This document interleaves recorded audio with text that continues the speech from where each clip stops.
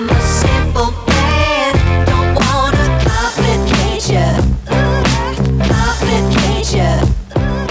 What's up, guys?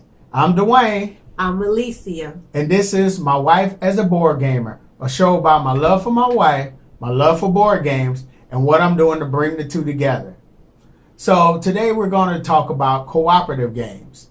Now, these cooperative games is pretty much exactly what it means. You know, we're working together to win the game. Now, I decided to introduce my wife to cooperative games early on in her board game journey because I know that she's not really competitive. I mean, she plays competitive game, but she's not in your face competitive. When I early on in our marriage, you know, I had some friends and we loved playing spades, and they cash talked all across the table, and she didn't really enjoy that. So she usually kind of like sat out. So I decided to introduce her to cooperative games. So I like cooperative games for a couple of reasons. One of the things I like about cooperative games is you're playing as a team, and I just like that. I'm a teacher, and I love the whole idea of people winning together. So that's just something that appeals to me. Also, I like that cooperative games accelerates the learning curve, because when you are a novice playing a cooperative game, you don't have to figure everything out, because you can bounce ideas and strategies off of your more experienced team members. So that really helps you learn the game faster and master it faster. So I like that aspect of it. And the best thing about cooperative games is everybody wins or everybody loses. So if you all participated and you all lose, you don't really feel as bad as you do when you're playing competitively. And cooperative games are really fun. Yeah, the first cooperative game I introduced her to, of course, was Forbidden Island. It was like the classic go-to cooperative game. And she really liked it, you know. And we introduced it to family and friends, and we got a couple of friends who are like, hey, the next time we get together, because we have not gotten off the island with them. So they're like, okay, the next time we get together, we got to get off that island, you know. And so we really enjoyed that one. And then that made us go check out Forbidden Desert. Now, Forbidden Desert is a little bit more challenging, you know, than Forbidden Island, but it's just as fun.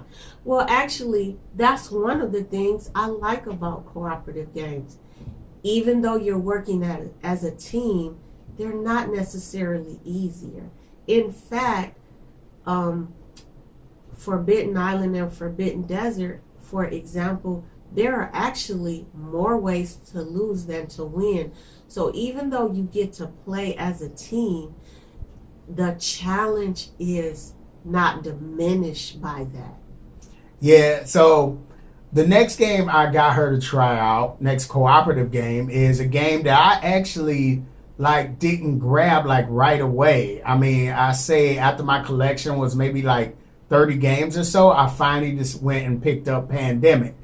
Now, I know the times that we're living in right now, you know, Pandemic doesn't sound like it would be a fun game, but at the time, it was really, really great gateway game where people that are going around the world trying to cure these 4 diseases before they just ravage the world. And, you know, how did you feel about that one? Well, I really like the theme. I love the challenge of beating the clock. And I love the geographical aspect of it. As a social studies teacher, history is my first love, but geography is a close second. I love the map. I love the way it shows the interconnectedness of the games, of the cities and the global world that we live in today. We're all connected, and I love how Pandemic demonstrates that. So I love the I love it visually. I love the race against time, and it's a great, enjoyable challenge. Yeah, I really enjoy Pandemic. It is like fun racing around the world and everything. And like I said, when we introduce it to other people, they get into it also. So, now there's another game that we got from a local designer. We actually got it as a prize. So our local game store, Eternal Games, they had National Tabletop Day. And so we went up there. And the designer, Brandon Young, he designed this game called Cold Triage. And pretty much it's set in a hospital. And he was demoing. He said everybody that demo it will get their name entered into a raffle to win the game. So I know how my luck is. So I got my wife to like demo the game. Of course, she was like, "Why?" I'm like, "Cause you gonna win the game." And she didn't believe me. And of course, she won the game. So One reason why I like Cold Triage is because I actually like the theme. I knew somebody who had a chronic illness and they went to the hospital a lot. And my mother is a retired nurse. So I'm kind of familiar with how a emergency room works. And Cold Triage is so thematic. It turns out that Mr. Young and his wife are local ER nurses, so he knows how an emergency room works, and he captured the excitement of working in an emergency room in this game.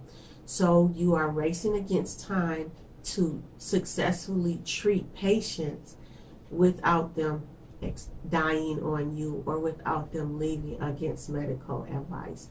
So that's a real challenge that real emergency room workers face, and it's just an engaging activity. So another game that I got my wife to try out is a very brutal game. Like I saw it and I went on ahead and bought it, and it's called Robinson Crusoe Adventures on the Cursed Island, where we play as castaways and we're trying to get off this island, of course. And that game is so hard. I mean, it is extremely difficult, but it's all relevant difficulty. I mean, when you're trapped on a deserted island, yeah, you have to find food, you have to build shelter, you have to weather the elements, you have to like hunt and fight animals, and in order to hunt, you need to go make some weapons like a spear or whatever. So you pretty much got to search the island and prepare for everything. And everything, all that is in this game. And so we tried it like maybe twice. This has been a while ago. And what did you think about Robinson Crusoe? Well, I think your word brutal is a little bit off-putting. I think challenging is a better word. It's brutal. Anyway, we played Robinson Crusoe early into my foray into the new genre of tabletop games. So I wasn't as familiar with the mechanics or how these games work. And it is a challenging game, but I think I would enjoy it a lot more now because I'm much more familiar with how tabletop games work. I understand how the mechanics work, and I think it would still be a challenge, but it would be a challenge that I feel like I'm more up to now. Yeah, Robinson Crusoe is not a gateway game. You got to be really into the theme in order to go after this one. But it is a very well done game. And so there's another game that I kickstarted, and it didn't get really a lot of exposure. I watch YouTube to get all my reviews and everything. And this game was called 21 Days. And pretty much 21 Days is kind of like a watered down Robinson Crusoe. We're survivors of a sunken ship, and we're on a raft. And it chronicles, there's a diary that chronicles the 21 days that we deal with. And so we're trying to survive to the end of the game, of course. Now, the thing that game does differently than Robinson Crusoe is in Robinson Crusoe, if one of the players die, we lose. But in 21 days, everybody has to die. You know, like if you go 4 players and one person doesn't make it, we still finish the game. You know, and won the game. And we played that. It's been a while since I just found that game, so that's what made me think about it just now. Find it in my collection. And do you remember we played that game? Well, to me, 21 Days is very similar to Robinson Crusoe in theme, in mechanics. And again, it was very early on in my game playing foray. So I wasn't as familiar with the mechanics. I didn't know how to be strategic. So I did enjoy the game, of course, but I feel like I would enjoy it a lot more knowing what I know now. So, like I said, there are a lot of really great thematic, well done cooperative games.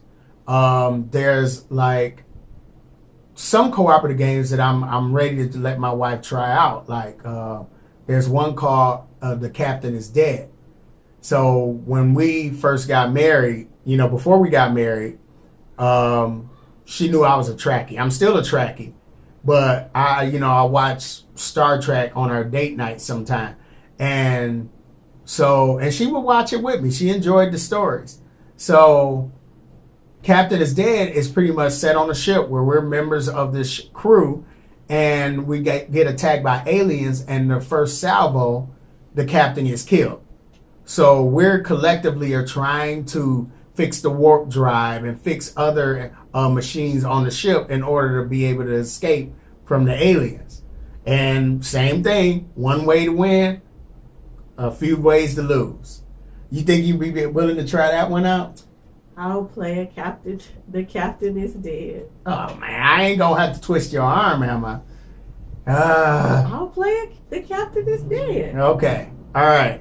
So the last game I want you to try is a game called Meeple Party. Meeple Party sounds cute. I think I would enjoy Meeple Party. So Meeple Party is pretty much we're cooperatively trying to throw a house party. And I love the movie House Party with Kid and Play. And so we each take on a character. You got your jerk, you got your wallflower, you got your cool, you got your flirt, and you got your party animal. And we are all trying to throw a successful house party without getting too stressed out. And, how we score points or move the clock forward, because we have to do it by a certain time at night. And to move the clock forward, we have to take successful selfies. So, in other words, you have to let's say you need to get a jerk and a wallflower in the same room or whatever. So, and I mean, it's a really cute game. I played a little around, read the rules, and that game is actually pretty cute. It would have been on my favorite game Friday, but sorry, Fast Sloths took that. So, anywho, you'll find more information on these games. I'll give you links on these games in the descriptions below. And if you like the content of this video, feel free to hit the like button, subscribe, follow me on Facebook and Instagram, follow us on Facebook and Instagram. And this has been My Wife as a Board Gamer. I'm Dwayne. I'm Alicia. And we will see you next time.